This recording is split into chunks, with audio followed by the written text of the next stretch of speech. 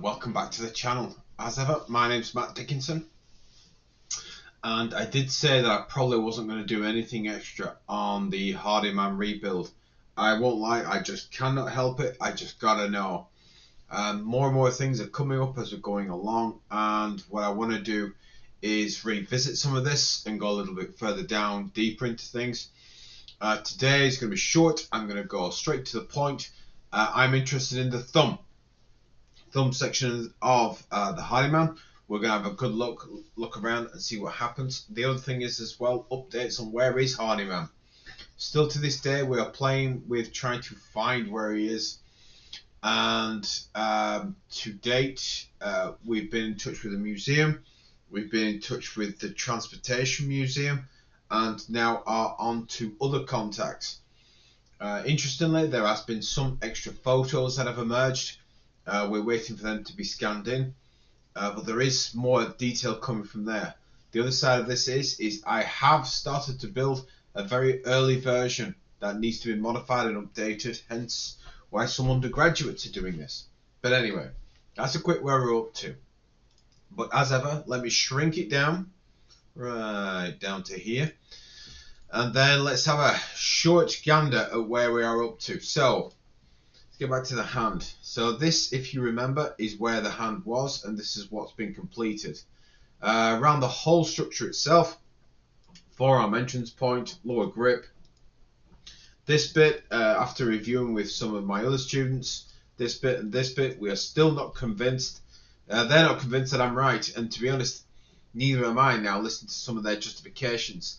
Their angle is that this and this are probably one piece, but I'm still trying to find out the fixture, why the fixture is here at this point. Why is that actually in play? So that bit is still up for argument and still up for large levels of debates, which we've already had. Okay, what I'd like to do is now just to really start to look at the thumb. So I'm just going to get this, get this, get this, get this, get this, and I'm going to hide it. So I want this all hidden away for the minute. We did do parts of the thumb, as we can see here. So this is a thumb section that we had. A central piece going through the middle. And what we're seeing now is this plate. Now what we're going to try and do is figure out typical length sizes and get a detailed design element of this into position. Now, what I'm going to do is I'm going to use predefined motors. I'm going to use probably some linear actuators to be able to, some electronic linear actuators to get this moving. However, I'm not going to get these moving. It's not going to be my job. I'm going to rely on some of my students to get that working. However, one thing that comes to mind is we have bearings in position. We know that's going to work, and that's going to be great because they're bearings. They do their job. However, let's just take a quick look at an image. Now, I put this on here. This is the original image of the test of while they were using Hardiman. So I'm just going to zoom in. Look down here. We've got a strange fixture. Now, I think this is the thumb twisted over slightly. Because the thumb's here, and that's the thumb twisted over. We've got some type of wedge in between. Then what I did is I did find somebody who had built a Maya version. Now, granted, there is some inaccuracies in this Maya version. However, because there's a lot of good things to take into consideration. So here, they're proposing that there is a forearm entrance point, which I don't think that's too far from the truth. I think that's a good shout. However, you'll see here, even they've noticed that there are some linkage points, some almost position steadiers there, which is fine. But that also suggests that there is a bar going through the middle. So let's get that fixed. So what this is saying is that there's a bar coming all the way through here. It means that our end caps here and here, they're incorrect. So what I'll perhaps do is I'm going to delete that out completely, and let's get over to this end cap. So let's edit that in. And here we go, here we go, here we go.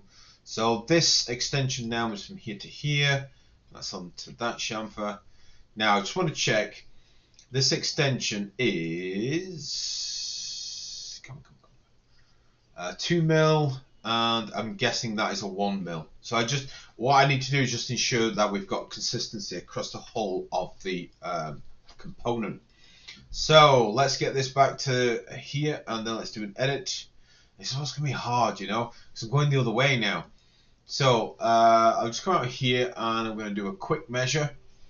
So if I go tools and I go measure and spin this up, let's go from this face over to this face, and that puts us at 49 millimeters. So that's a 49 millimeter extension plus that 2, so 51 millimeters. You see what I mean in just a second. It's just the way I've drawn this that's making this a little bit trickier. So if I just go into here and then go edit, now you see we've got that 2 mil there. So if I went 49, for example, and then go OK, this is then it's actually a little too short, but what I'll do is just rather than oh that's nice, that works pretty well. 59, it's just here to here. See there. Let me just check. 49. Oh no, it's not. No, it's not. I was thinking the other way around. No, that's fine. I was thinking it was offset the other way, but that's fine. No, apologies. Right. So what I'll quickly do is just edit onto here. This pin's going to have to be updated a little bit, just because there's going to need to be a way to assemble this. Because at the moment, obviously there isn't. So we'll click on there and there, and then what we get is we've got that acting as a centralized piece in the middle. Now, one thing I did want to point back out though on the drawing is not on this one. I mean, it shows it there, but I think it's better to use a clear reference. We've got centers between, so that would tell me it's actually on the thumb. It's measured left and right. So I mean, for me, it just means that the bearings aren't there. Whatever. So I'm just going to pop back over again. I mean, I won't lie. I do think that could have been better. It's me getting cocky. I do think that could have been better, but we'll just spin that back in. See how here we've got that hooks across.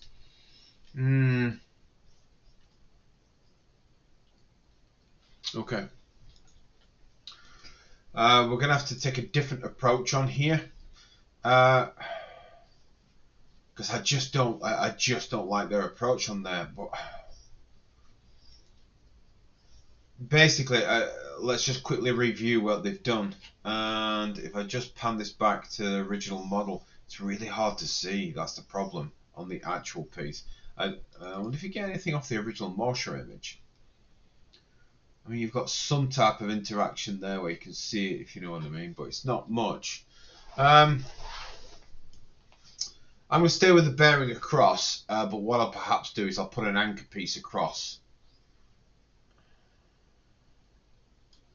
That's actually got me thinking, actually. So if you look at it here, you look to over, let's just bring that back. You know when you look and go, oh my god, is that another mistake? I don't think it's a mistake. A chunky edge is, yeah, okay.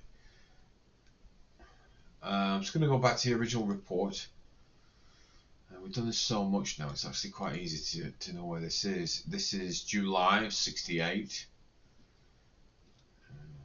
bring that down. Oh, hang on a minute. 60. Oh, July 69. Oh, that's awkward. Let's bring it down, a little bit more. Ah, there. Right. Oh no, you look. So let's just zoom that in.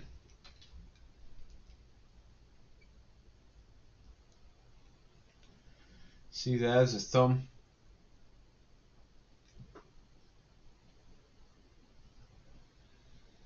Yeah, so thumb's coming onto here, hole matches here, and then it anchors around the back. Yeah, that's right.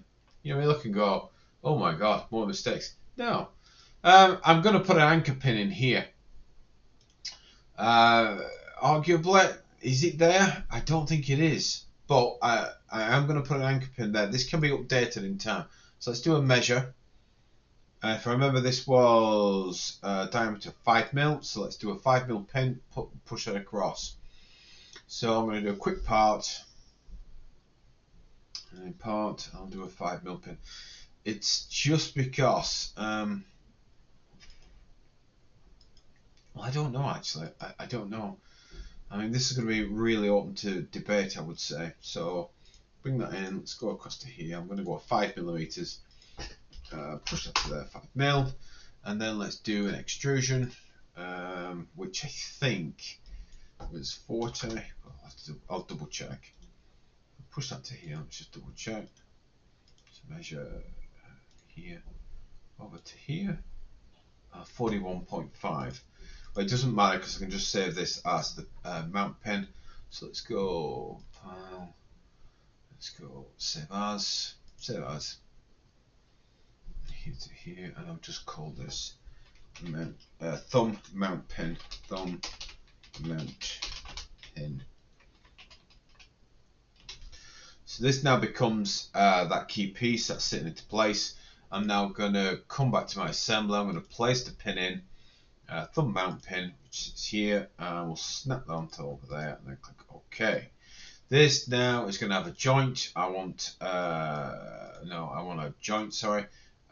This I want to be conjoined to here. Yes, it will revolve. Click OK. Apply it. Okay, so that's now where that pin sits. Oh, did I not change the extrusion? I don't think I did. Just come back to my mount pin. I've got edit onto here. Let's just check that extrusion. I'll edit on that feature and go. Oh yeah, it was 41.5, I think. 41.5.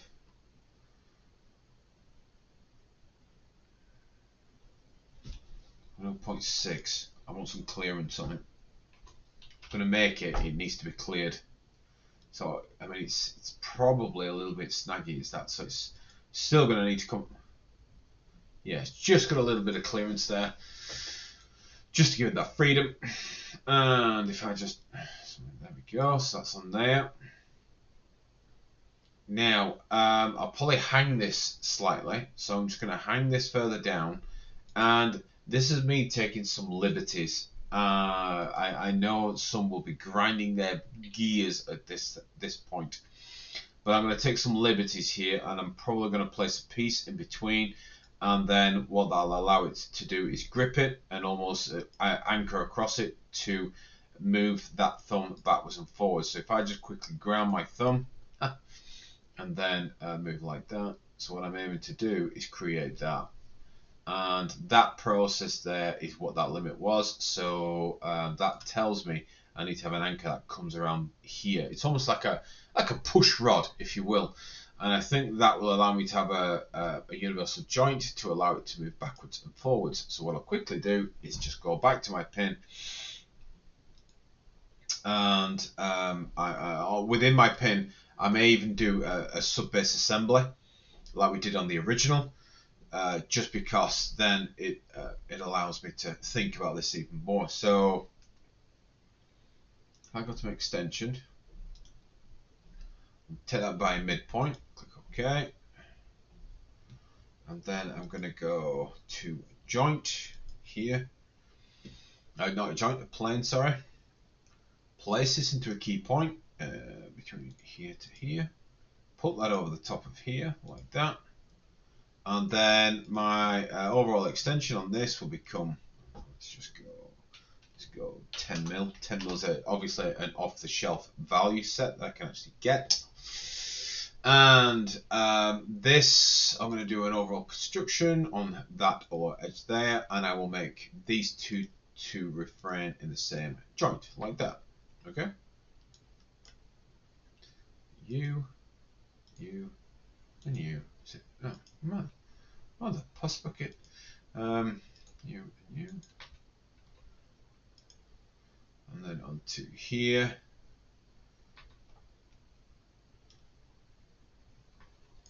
You know what? Damn it. There we go. Just going to do it that way.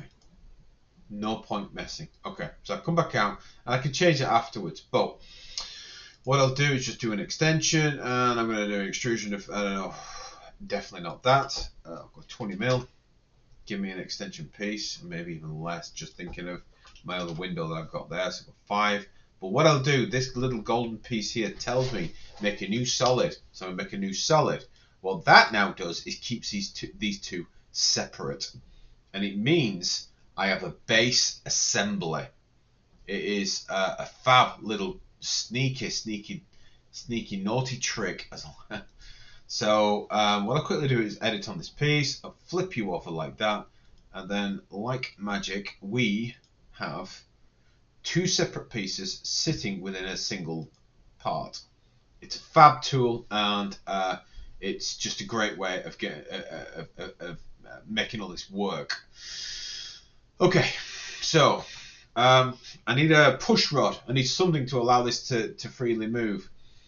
And the only thing I don't like about this is I feel like I'm deviating from the original design, which evidently, that's the weird thing. That's there, right? And if I quickly just take another shot at the images. Again, these aren't the only images, but these are the only images I have right now. If you look at the overall design here, it all seems to be sitting on the thumb itself. All sitting around that thumb, and that's what's left me a little bit unsure, really. Because if we just, I'm just going to pan back to that drawing again. July. I need to come back down to that again, because unless there is mistakes in which way I've been approaching with this, the thumb may need a redesign. So what I'll perhaps do for this is I think I'm going to even download this document, because obviously, as you can see, I'm just using this for my Google Drive. So let's just come down. This will allow me to spin this round even and just put it into a bit better of an easier way to view this. So let's go clockwise.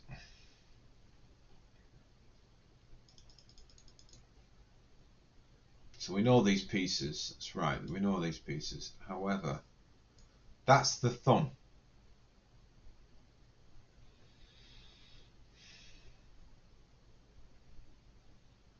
That has to be an anchor. It has to be. So let's just pan that up. So that pointing upwards like that. Yeah, so it could move inwards. Now, I'm still going with it. Just don't like that. I feel like I'm compromising the overall design of what, or the overall idea of what it is that we're doing here, which don't like that. But, you know, gotta go with what I got. To edit on there, and then as a rod, as a connector, what I'll perhaps do is simply come from my I'll go from my, because you see I did a mid-plane extrusion, didn't I? So what I'll perhaps do here is just do another sketch, and I'm going to put just a simple slot on here. This then gives a bit of an extension to where this sits. So I'll go to here, push that to there, and then pull it up. So how big that is. So let's go 3, and then I will put a circle in here, and I'm going to make that. It's got to be something relatively small here, so I'll go 3, and then I'll do an extrusion. So let's just do, I'm going to do a 5mm extrusion, and what I'll perhaps do in these profiles is remove you and click OK. And now we've got something to anchor to, which just means it's either that way or I do universal joint connector. But I think this is just a nice simple way of anchoring to this. Again, it may be something I need to review with that, but it is looking that little bit more happier. So if I just pan that back up a little bit and push that to here, push it up there like that. So this would always be pulling down, and we'd always get that movement across. And the linear actuators I'm going to use for this project are the electronics, I think they're called. So I think I actually do have some on my hard drive. So let me just use this magic button and see if I can find them. Okay, like magic, you can now see that there is a 10mm linear actuator been inserted. This is going to be the one that I'm going to use, and I'm just going to drop to make it a bit more easy to see. So that's the one I intend to use. These are incredibly powerful little bits of kit. If you've never used them, do have a go with them. They are amazing, absolutely amazing little bits of kit. So what can we do with this? I can hear you all wondering. Can I actually get you on here? Can't we? Oh, sugar. Right, 1 minute. So I'm going to do a constraint, and what I'll do is I'll target the actual point here, and I'm going to target it here too. This is just to put it in that position of where are we?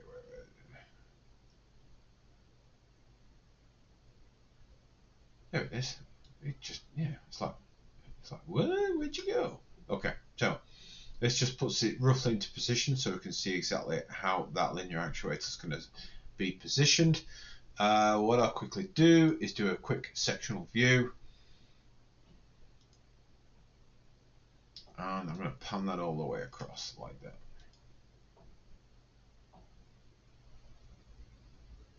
So now all I actually really need now is I've just hidden it away again. Right, 1 minute. There we go. Right, so what I now actually need to do is I need to go to my constraint and go back to view. It's just because I've got half section. There we go. So I'll go back to constraint, do a constraint, and I'm going to do it on the side face here and put it on here too. But what I actually want to do is just put a bit of a distance. So I'm going to do an offset of 10 mil. I think it's actually a little bit more. We've got 12. And then I'll click apply. Right. So what we actually get now is a rough idea of where all this is going to sit and how it's going to be sitting when it's in there. So it's quite nice because that is how the thumb will look in its position when it's all set. And the linear actuator, you can see there, sits nicely in the hidden background. So we've now got a key point here to here. And we've now even got a motor selection. Okay, so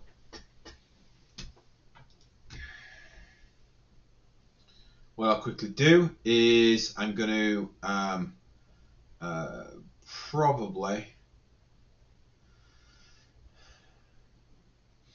probably need to come up with a way to connect these two together and have them nicely move when need be.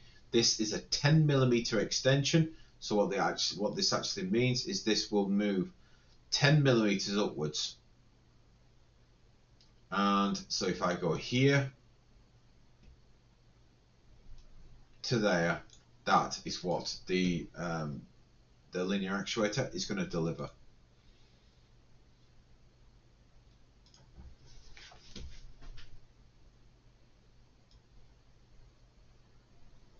Okay, so all we've done there is looked at the thumb. We've looked at the linear actuators that I'm intending to use. What I'm going to do now is I'm just going to put a little bit more of fixtures onto there. And the next time that we meet, what I would like to do is to put this into simulation. Let's see if that 10mm is going to give us everything that we want. We'll use a little bit of motion studying, and we'll look at the way that we can build that linear actuator and get it to move like we want it to. But in this case, we will use something called MATLAB. I will introduce you to it and show you the amazing potential that this software has. Other than that, if you have any comments or if you have any ideas about the thumb, I'm still not happy with it, I won't lie. If you have any other comments or ideas about the thumb, do put them in the comments below. If you are a student of mine and you've got ideas, do let me know, because that's not quite right, still not quite right. I'm dead interested to see this thing come to life, but I'm just not convinced that that's the right way to do it on that thumb. So again, if you have any ideas, please do come and see me and let's chat these things out. Other than that, have a great day, everybody, and I will see you all soon. Thanks, guys.